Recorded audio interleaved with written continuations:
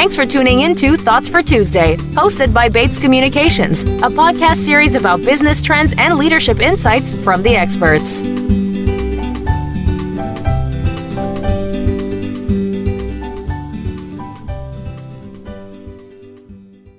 Hello, everyone. I'm Suzanne Bates. Welcome to Thoughts for Tuesday. I'm delighted to be sitting down for a conversation with Nicole Sahin, founder and CEO of Globalization Partners. Nicole's mission is to make it easy for any company to hire and expand into any country as easily as they do in the U.S. She led Globalization Partners to a ranking of number 33 on the 2017 Inc. 500 list of fastest growing private companies in America. She's won many awards, including a Stevie and an Entrepreneur of the Year in New England. And prior to her success here at Globalization Partners, she worked as an advisor in international HR, tax, legal, and compliance services, helping fast-growing technology companies hire outside the U.S. Earlier in her career, she founded a school in Cambodia with a mission to give students access to education in one of the poorest Asian countries, and she started her entrepreneurial career with a business in the Caribbean. Nicole, so great to have you here. Thank you. I'm so happy to be here with you. So you developed a passion for doing business globally early in life, and it seems like it's really a part of your personal mission too. Tell me about your mission in life and how you came to fall in love with the world. Thank you. Yeah. I mean, I think for me, one thing that I really love about our business is that we're very much at the forefront of one of the key trends of our generation, which is globalization. And the reason I think that globalization is important, besides just being like a big economic word, is that more importantly, when you think about global commerce, people who work together closely interact together, on a day-to-day basis. And it's a lot harder to dislike somebody that you work with every day and they talk about their kids while you're waiting for the conference line to start. And so that familiarity and that getting to know people from all over the world has been very appealing to me as part of our mission. Yeah. How did you come by that mission personally? I mean, why was it so resonant for you? Yeah, so I started traveling when I was in college. I took a semester at sea, which is a study abroad program that we traveled to, I think it was 12 countries in 100 days. And I had never traveled. I had traveled a little bit, like every high school student probably goes on vacation with his or her family, but never really traveled. And to literally circumnavigate the globe in that amount of time, I think I saw so much that made me realize that the world was both a huge place and a really small place, but that there's a lot that connects people. And so at that time I started traveling quite a bit. And when I finished college, I thought I wanted to be like a NGO person or a development person in different countries. And then I thought I wanted to be an anthropologist. And what I realized after kind of diving into some of those types of careers was that actually I'm a really action-oriented person, and I would be frustrated by fundraising all day, and I would be frustrated by like how slowly things work. And I feel like business is the quickest means to an end. And people want something, they're going to get it done, and that's how we do business. And I'm actually a business person, and I love entrepreneurship. And so hence my birth into business was born. Yeah.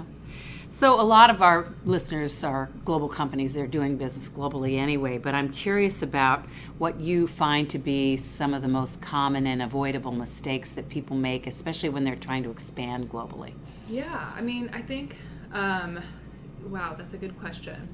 I think there's many things. One thing is that it's really intimidating to think about hiring somebody in another country. And we've had to drink our own Kool-Aid on this a little bit. I mean, I've been advising companies how to expand internationally for probably about 15 years.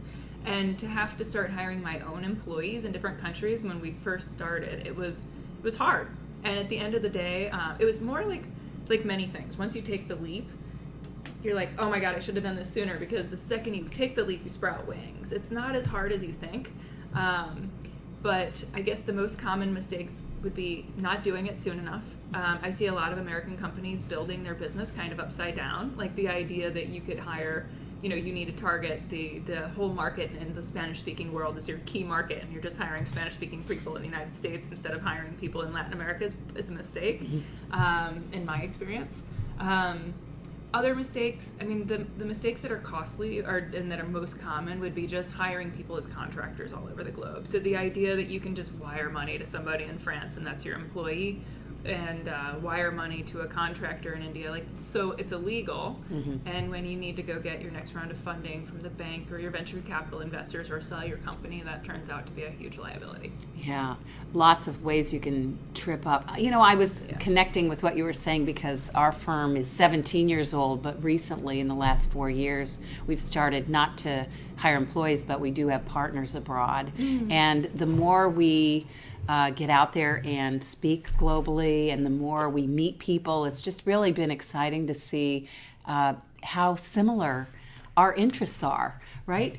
We all just want to help leaders. In our case, you know, that's what we do, is we help leaders. And it's just been really fascinating to have the experience. Like you say, I wish I had done it sooner. So that's a really great lesson to take away. Yeah. So one of our themes on the program, as you know, is how to lead a company to growth. And your company has grown at an astounding 1,600% over the last 3 years. What do you think has been the key to your growth? I think there's many things that have contributed to that, but one is just the market appetite for what we do is just through the roof. So, and still, I think we've barely scratched the surface, because when people hear, hey, we can help you hire anyone, anywhere, quickly and easily, and the way we do that is by basically when somebody identifies they want to hire somebody in Brazil or Saudi Arabia or South Africa, we put their employees on our payroll, which means that they can hire somebody quickly and easily. And I think the sustained growth is because people don't even know that that business model exists, but they love it. And they're like, for example, I went to dinner with my friends the other night, and they were introducing me to their brother, who they invited to join us at dinner. And he said, well, my God, I can see why your company's grown so fastly, because everybody needs that service. I am trying to hire my development team in India, and I've been trying to figure out how to payroll them.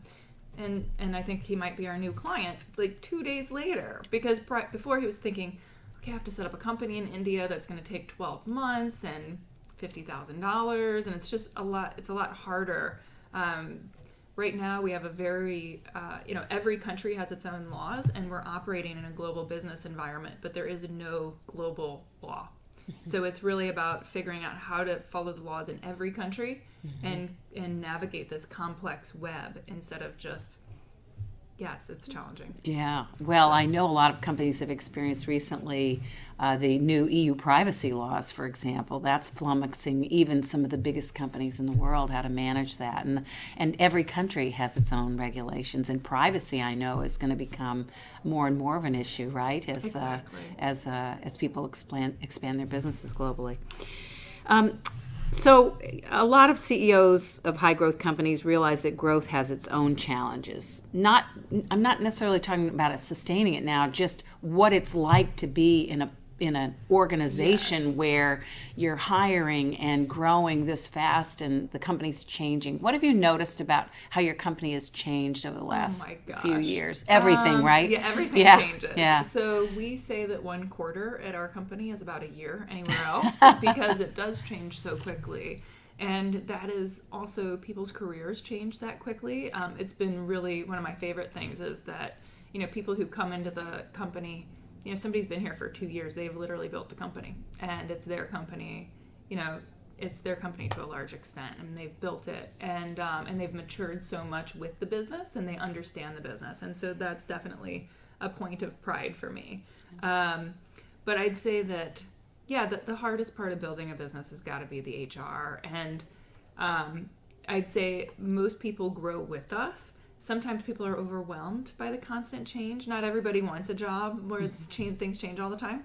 So when we interview people, we've gotten to the point now where we just say, look, are you the type of person who likes to come in every day and there's a checklist of things that need to get done, and if you do the checklist, you've done your job and you can go home. And if somebody says, yes, that's what I like, they're probably not the right fit. We need somebody who says, like, I like to create my own checklist. I know I'm going to get the top 10 things done. 10 things are going to fall off the list. 10 things are going to pop on that I didn't expect. And I'll have accomplished more at the end of the day than I ever thought was possible. Is it hard to find those people? No.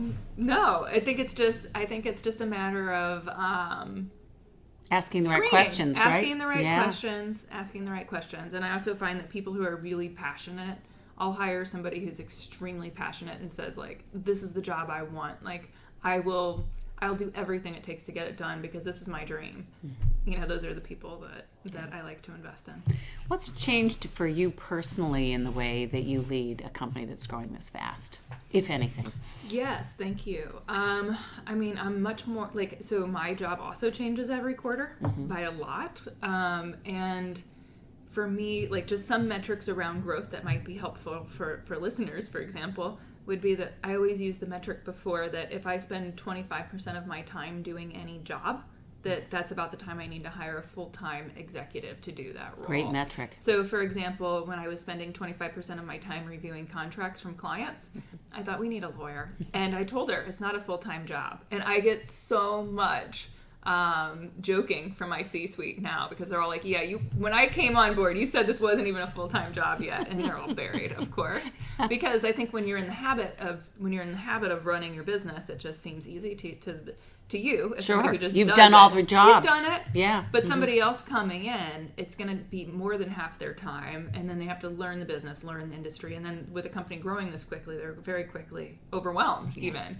So anyway, I used to do everything, and now I'm just purely a CEO. And I guess other things that change are learning to delegate and relying on my team, my C-suite, to make sure that all the trains run on time and holding them accountable. And setting the strategic vision is really important, obviously. And communications. So, we to me, it was really important not to build just a high growth company, but to also build a company that people love. So client satisfaction ratings are quite strong, very strong, and our employee satisfaction is really strong. And staying on top of that, just in the last quarter, we got the survey results back from our team that they said, we love the company, but we don't always feel like we always know what's going on because we only have all hands meetings once a month. And I realized, my God, once a month isn't often enough if everything changes in quarter once a year. Yeah. If one quarter is equal to a year, that's like doing an all-hands meeting every 3 or 4 months. Yeah. So how'd you handle that? So we are hiring a full-time videographer who basically will do videos each week that we send out to the team and to keep everybody up to speed more because we have a very disparate global team. Yeah. How about your leadership style? Those things like delegating are very important, communicating. Is there anything else about your leadership style or something you've discovered about yourself along the way as your company's grown? Yeah. I read a great book called The Human Genome Project, or CEO Genome Project. Yes. And it's a great book. And I realized that what my strengths are. And I realized that my COO is very complementary in alternate strengths. And so as together, we're quite a good pair. So I think it's just relying on people around you and trusting their judgment and opinion. One thing I have learned is that you can't make fast changes as much anymore with a bigger company. You have to kind of get everybody's buy-in and get consensus. And you have to communicate, almost over-communicate all the time when it's a bigger company. Because even if I think, I already said that, or we already decided that, not everybody's fully engaged with that decision and brought on board.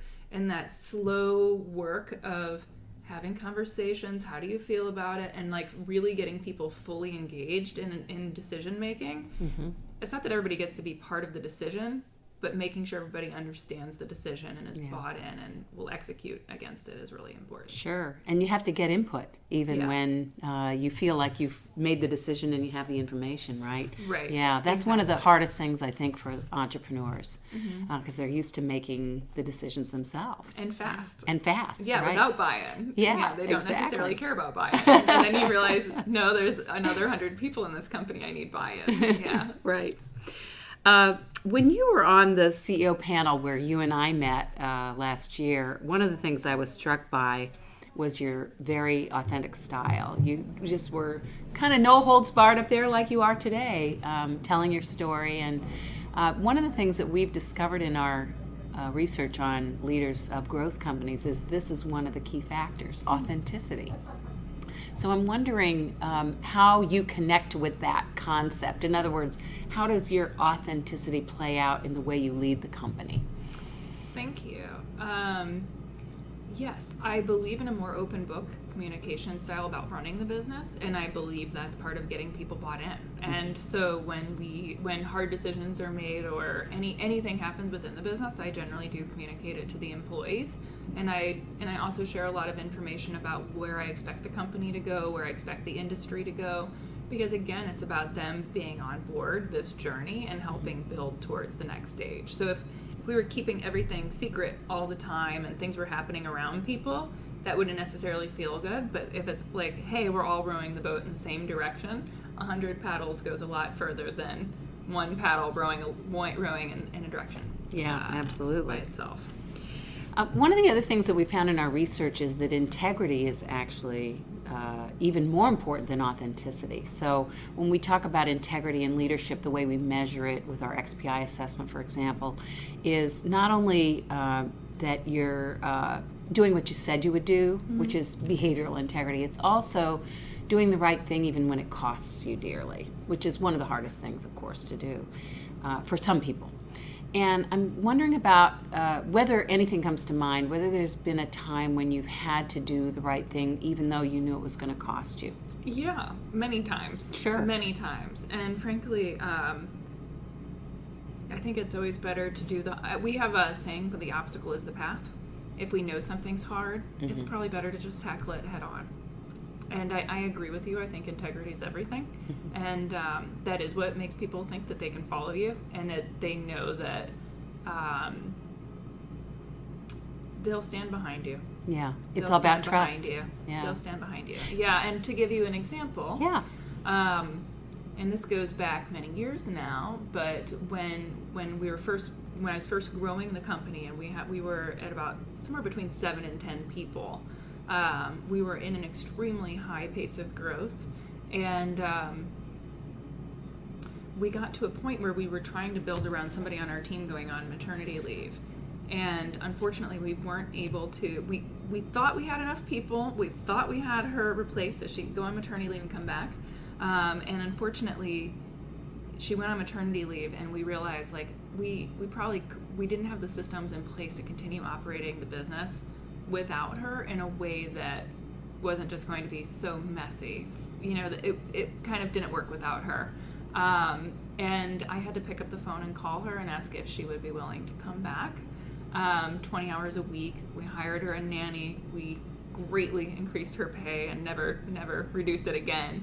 And try to create a win-win situation out of it. But she agreed to come back a week after having a child. Wow, that's on dedication. On a part-time basis. Wow. But I think it's because she believed in the company. She believed in what we were doing. She knew we would take care of her and her family, and she felt passionate about what we were doing. And I think that in my experience, it's been proven to me that if you're really loyal to your employees and you give them everything and you believe in them, that when you need them, that they put their life force into your company.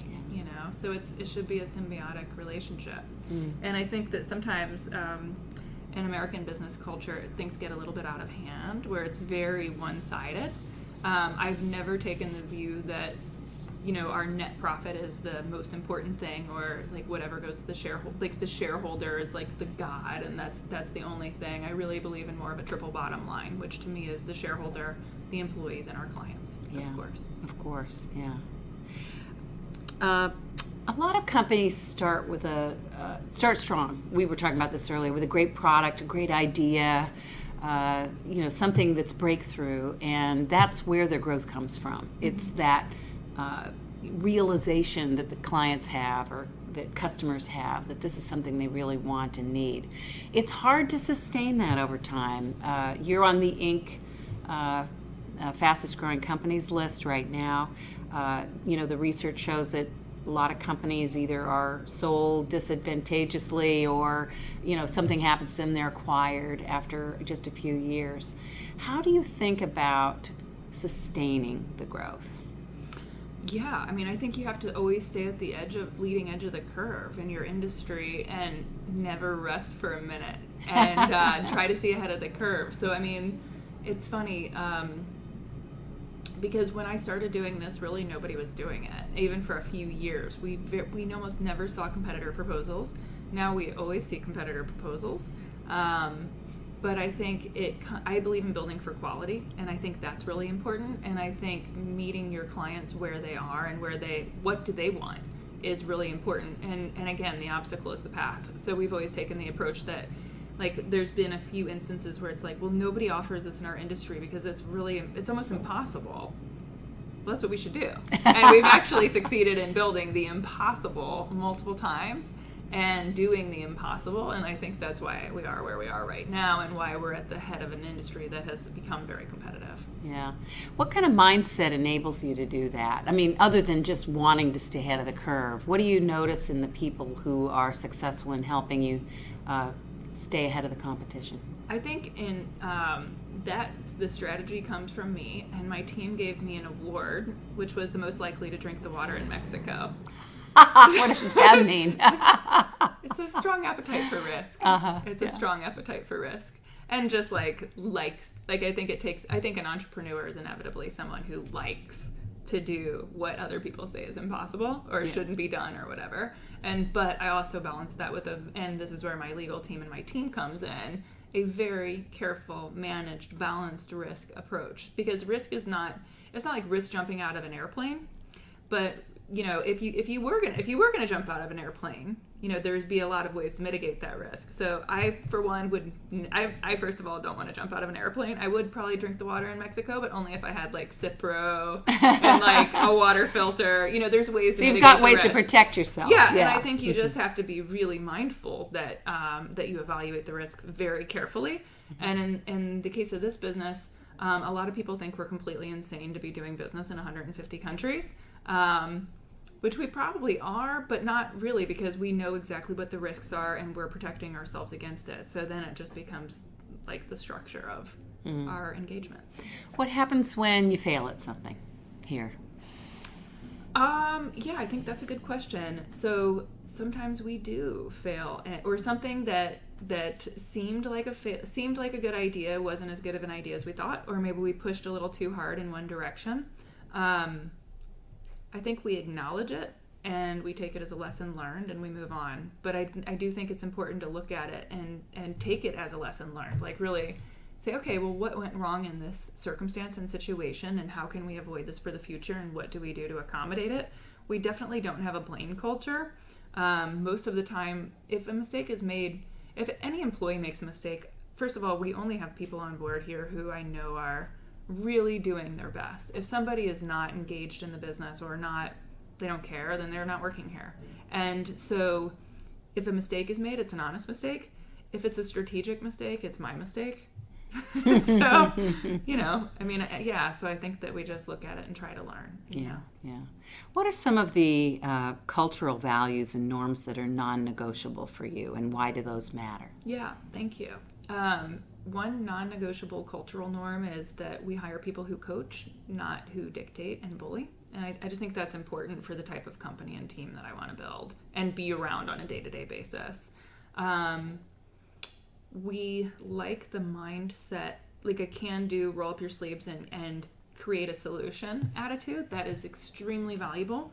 And again, it's because the checklist or I don't want to do it approach, or this isn't the way my old company did it, just doesn't work for the type of business we're in and the high growth business we're in. So those are key things. And I think, integrity in the way we treat each other, our colleagues, is extremely important to me. Yeah. We did a anti-bullying and anti-sexual harassment training recently. I think we had to, from an HR perspective.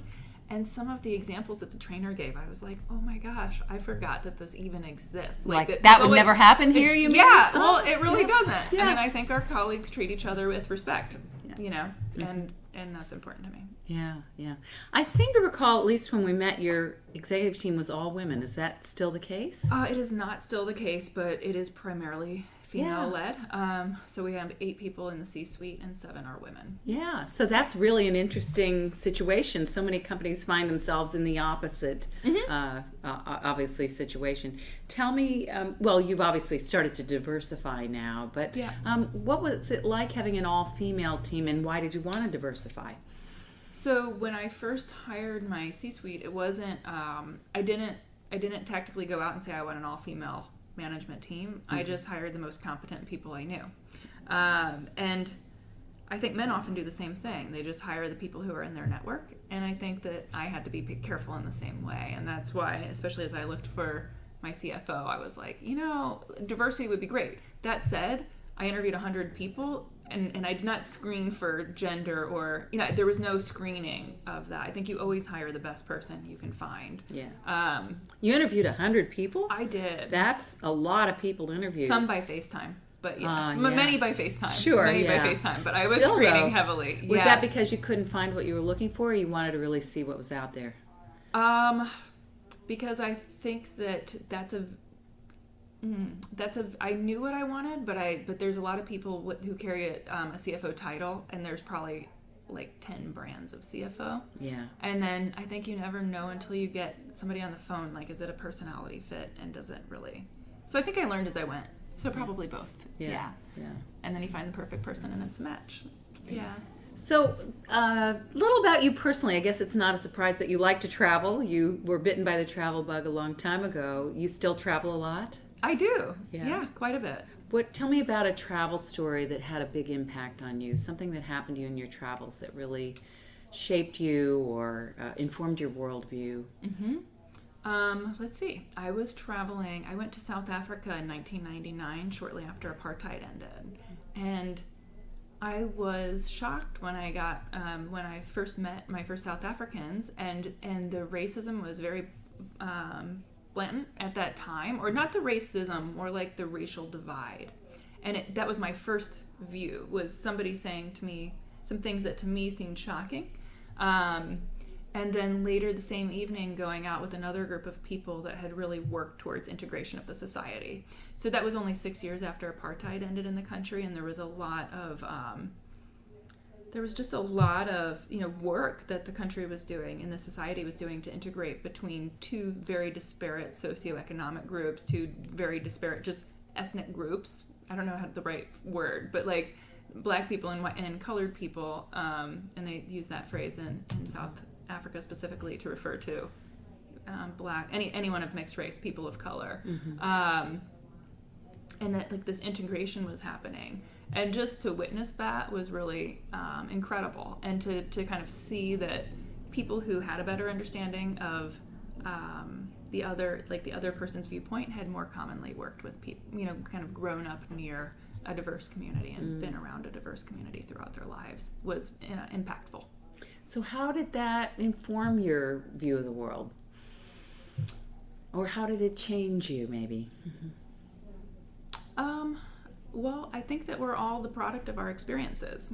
And so, and also I grew up in the Midwest and not in a very diverse part of the world. And I think that just witnessing so much in such a short period of time, and ultimately seeing that I've always believed that if people work with people from other parts of the world, that person who seems so other suddenly seems much more close. And I think there's a lot of joy in that gets to be part of the work of my generation, and especially accelerating with social media, with business business consolidating globally. So for example, it would be very challenging for an American. Like, America's not going to go to war with China. Like, it's just not going to happen. Never going to happen. It's impossible. Or with Russia either. No! Right? We have so much business interaction with these countries. Or like Saudi Arabia, it's just not going to happen. Like, we all rely on each other. And so, there's a quote somewhere that says, global commerce is the greatest historical leader to international peace. And I can't say we're building international peace, but I like the idea that the more interconnected we all are, the more we all kind of know each other. And it's not that I want the world, it's not like kumbaya, all get along, but I just think it's fun. It's really fun that, in our generation, I can take a plane to Vietnam. I could be in Vietnam by like 2 days from now and like just go hang out for a little while. Whereas in my parents' generation, that would be a big once-in-a-lifetime adventure. Yeah. If you look out 10 years from now and try to imagine the future, what it'll be like to do business globally, what don't we know now about what that might be like in 10 years? Yeah, that's a really good question. Well, I mean, I think that technology will advance us so much that at this point, human technology is really, and human evolution, we're really taking that into our own hands. My husband's a neuroscientist and a neurotechnologist, so I think I have a slanted view. But I think that what we do now on Facebook with our laptops and computers will almost be like part of our experience. So whether with augmented reality or virtual reality or a chip that's implanted into our brains, instead of scrolling through my Facebook feed on my phone, I can mentally plug into what life is like for my friends who are dialing in from the Philippines and logging in right now and have a little glimpse into their world. Mm-hmm. And probably, maybe 10 years is a little bit extreme, but certainly in 20, what we consider today as video conferencing will be more like, it will look like my colleague from Singapore is sitting in the room. It will look like my colleague from Brazil is sitting in the room, and we will all be meeting virtually, but very much in person. Yeah. So the world really does become a much easier place in which to do business. But the one thing that doesn't change is the laws don't change very quickly, and employee protections don't change very quickly. So I do think that I have some security in this industry. I think you've got some longevity there. Nicole, thank you so much. Nicole Sahin, Globalization Partners. Great interview. Enjoyed it very much. Thanks for being with us.